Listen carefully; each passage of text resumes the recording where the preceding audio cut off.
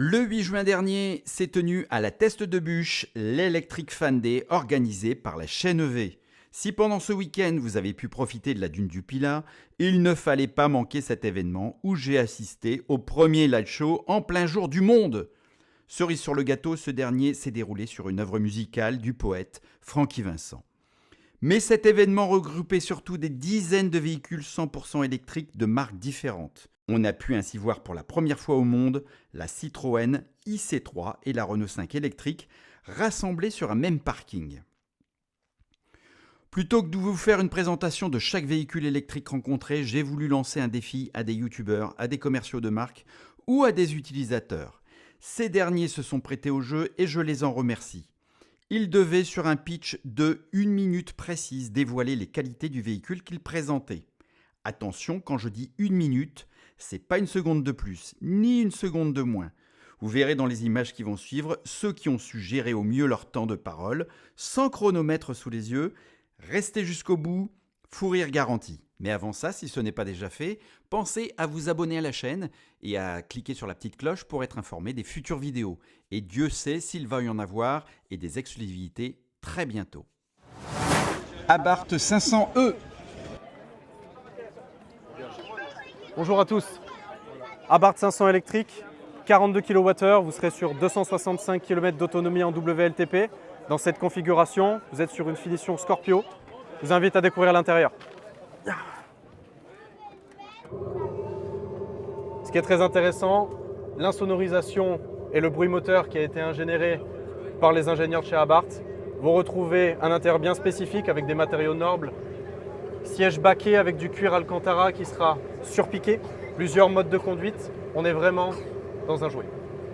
Frank, toit ouvrant. Toit panoramique. Panoramique. Tout à fait. Et aide à la conduite? Aide à la conduite, effectivement, toujours avec le régulateur et régulateur adaptatif. Ok. Autre chose à ajouter? Je pense que j'ai fait le tour. Merci. Niac. BYD Anne, première. Donc ici on est sur la BYD Han, donc batterie de 85 kWh, une recharge maximum de 120 kW en courant continu et 11 kW sur courant alternatif. Le WLTP est d'environ 521 km d'autonomie et la puissance, on est sur 517 chevaux, donc ça pousse. Donc ici au niveau de l'intérieur, on est plutôt bien équipé, siège chauffant ventilé, volant chauffant, clim trizone. On a également un toit ouvrant. Honnêtement, on est vraiment très bien installé. Ça se conduit à merveille. Autopilote? Autopilote décevant, ne marche que jusqu'à 120 km. Ne marche que jusqu'à 120 km/h. C'est quoi Genesis? Genesis GV60. Genesis GV60, deuxième. Carrément, Genesis GV60 en version sport, 4 roues motrices, 340 chevaux. Pour ceux qui ne connaissent pas, Genesis, c'est la filiale premium du groupe Hyundai Kia. Donc en fait, c'est la plateforme de la Hyundai Ioniq 5 entre autres. Donc les mêmes caractéristiques techniques, 77 kWh de capacité, environ 450 km WLTP, des roues en 20 pouces. Et puis à l'intérieur, c'est super intéressant, regardez, parce qu'on a un intérieur Genesis très premium, de très beaux sièges ici, magnifiques, hyper confortables. Et puis ce que j'aime bien, c'est le levier de vitesse, ici la petite boule de cristal qui va se retourner quand on allume la voiture. C'est pas beau ça. Et là on se met en drive comme ça, magnifique. L'écran qu'on connaît bien de chez Hyundai, et puis voilà, ça aussi on connaît de chez Hyundai hein, sur la Ioniq 5. Très bel intérieur, voiture super confortable, très silencieuse, plutôt bonne autonomie, mais surtout une recharge en 800 volts, 10 à 80%.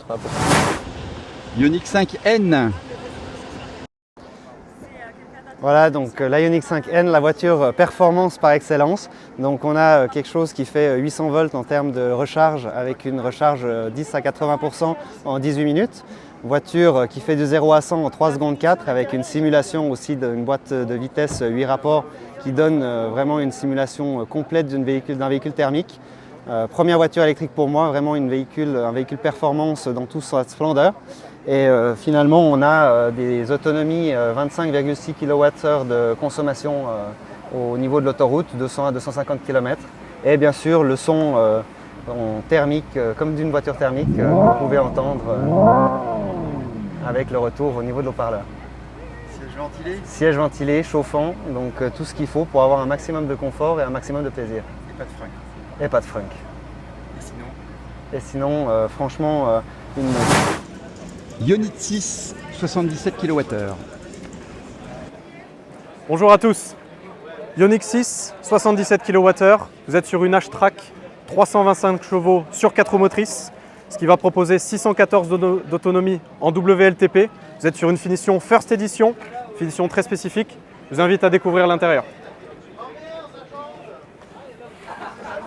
À l'intérieur, on retrouvera le volant cuir, toute la sellerie. Vous êtes sur un tissu très spécifique. En termes d'équipement, c'est très complet. Vous avez évidemment la navigation, climatisation automatique, siège et volant chauffant, ventilé disponible sur d'autres finitions.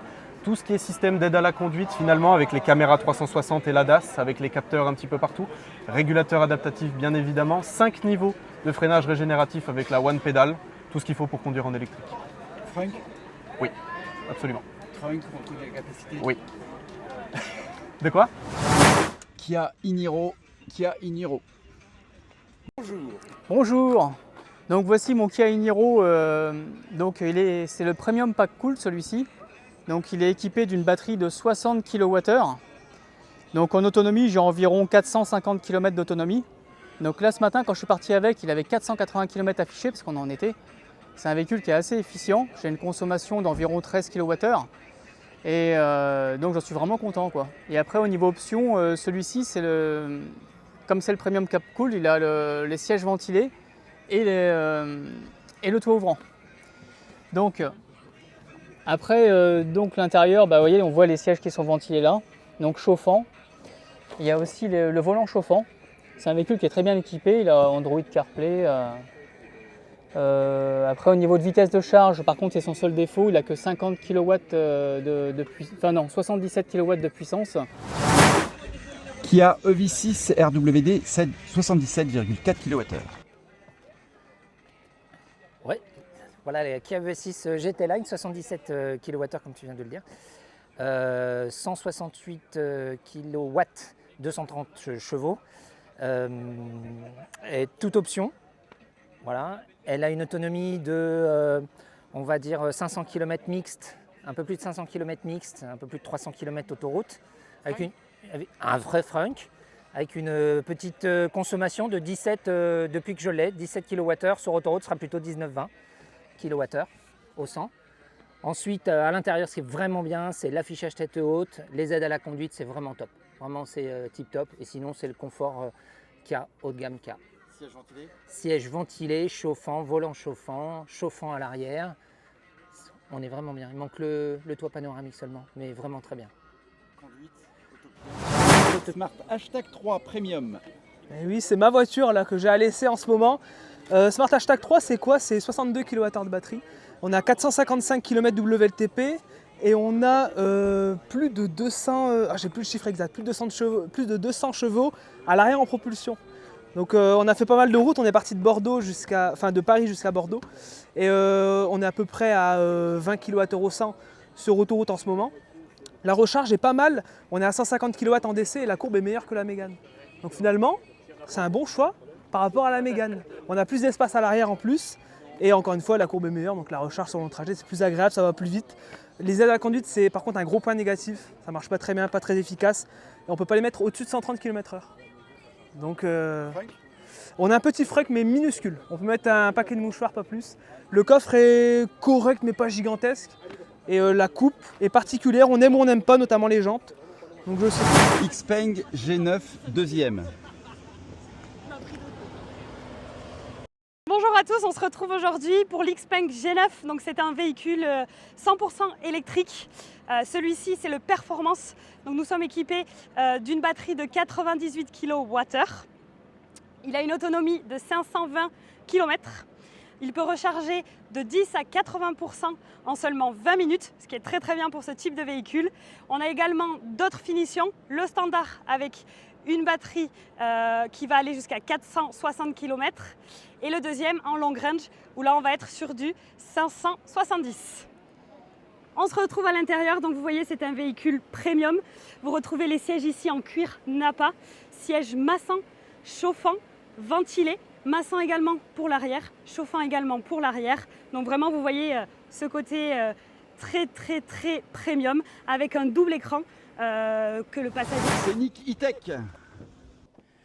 Eh ouais, Scénic E-Tech. Alors je suis venu aujourd'hui avec, on a fait pas mal d'autoroutes et franchement j'en pense du bien. À part la consommation, à 130 environ entre 20 et 21 kWh au 100. Mais en dehors de ça, ça va pas, on va refaire, refait. Renault E-Tech, deuxième. Salut Steph. Alors, ce Renault E-Tech.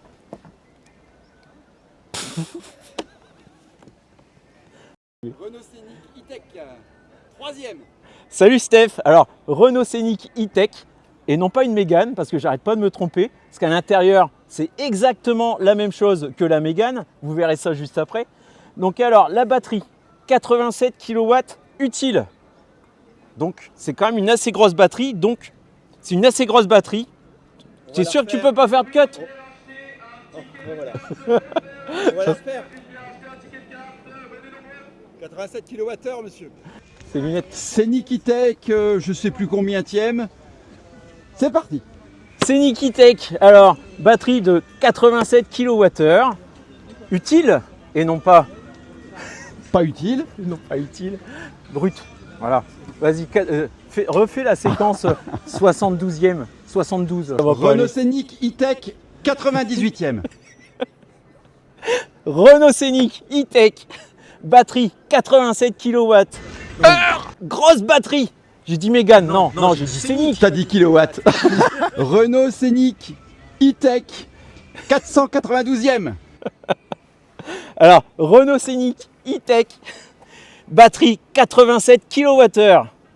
C'est bon là, j'ai pas dit kilowatts. Alors, ça ressemble à la Mégane à l'intérieur, mais ce n'est pas une Mégane. Il y a un espace arrière qui est vraiment beaucoup plus grand. Là, il y a deux grands ados qui peuvent marcher. Ah, il faut te suivre, c'est ça. On passe à l'arrière donc. Allez, viens derrière, Steph. Ça s'ouvre pas. Renault Mégane E-Tech, non, pas Mégane. Alors, Scénic E-Tech, batterie 87 kWh utile et non pas brute, donc ça fait vraiment une très grosse batterie par rapport à la Mégane qui est juste à côté, 60 kW maximum, dans le même espace. Donc on peut imaginer qu'ensuite ils mettent une 87 dans la Mégane. À l'intérieur, tu veux regarder? Et bien là, c'est quasiment une Mégane, mais c'est un Scénic. On a Android Automotive et à l'arrière, vachement plus de place. Si on a deux grands ados, là, ils sont à l'aise. Ça fait 1 minute. Stop! Il y a des sièges chauffants? Non. Il y a Oui. des sièges Chaud. ventilés? Ventilé, non. On pourrait le croire. Frunk, non. Non. Mais elle roule. Il y a un volant et 4 roues. Autopilote, pardon. Autopilote, oui. Il y a un autopilote et lui, par contre, il fonctionne vachement bien. Il s'adapte exactement à la bonne vitesse au moment où on arrive au panneau. Maximum de charge en kilowatts? 150. C'est pas mal. C'est pas mal, ouais. On n'est C'est pas pas mal. encore Voilà, c'est la fin de cette vidéo. Encore merci à tous ces acteurs en devenir. Et un énorme merci à Alex et JC, la chaîne EV, pour l'organisation de cet événement qui, j'espère, en appellera d'autres. Allez, comme les cathodes de vos batteries, restez positifs. Ciao, ciao.